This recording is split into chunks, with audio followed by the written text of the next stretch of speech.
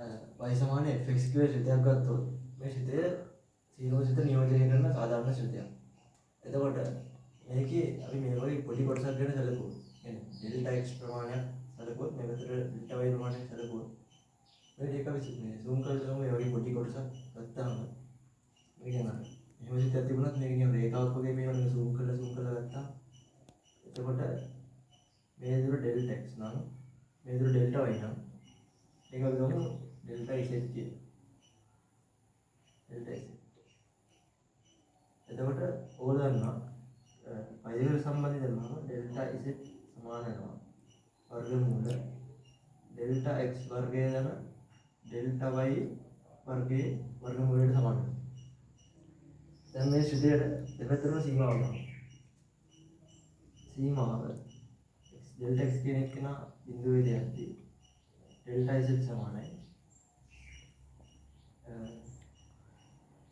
එතන x කියන විදිහට ඩෙල්ටා x කියන විදිහටම දෙපැත්තම එකලම ඩෙල්ටා y වර්ගය බෙදීම ඩෙල්ටා x වර්ගය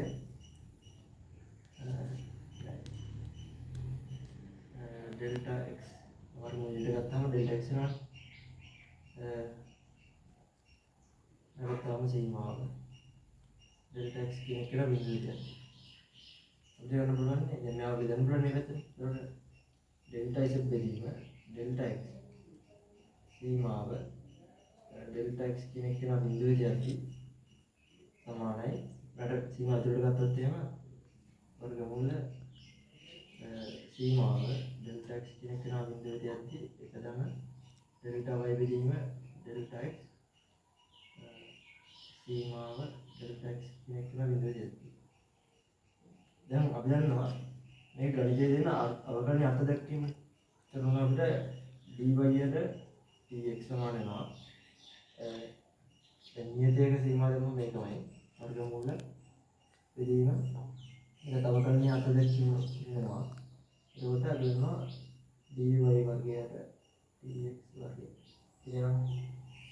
දැන් අපි මේක ගත්තොත් එහෙම මෙන්න මේක. ඒකට dy සමාන වෙනවා වර්ගමූල එක දාන dy වර්ගයට dx වර්ගය dx. දැන් මේ ඇවිල්ලා තින්නේ අනිවාර්යයෙන්ම අපිට එනවනේ. දැන් මේ r ටිකේ dy කියන්නේ මොකද්ද? dy එක dz කියනවා. dz කියන්නේ මොකද්ද? z කියන්නේ මොකද්ද? z කියන්නේ අපි අපි සැලකුවේ r එකේ චූටි මේ ගත්තාම මේ දුර නෙමෙයි. z එකේ r එකේ දිගේ දුර. කියන්නේ r එක දිගේ අර වෘත්තයේ පරිධිය වගේ r එකේ දිගේ දුර නෙන්නේ. ඒකට අපි මේ අනුකලනය කරලා ගත්තම ගන්න පුළුවන් අපිට බිඳුවේ සිට z දක්වා අනුකලනය කරොත් අපි මේකේ දුර z කියලා ගත්තොත් ඒකටම අනුකලනය කරලා ගත්තොත් අපි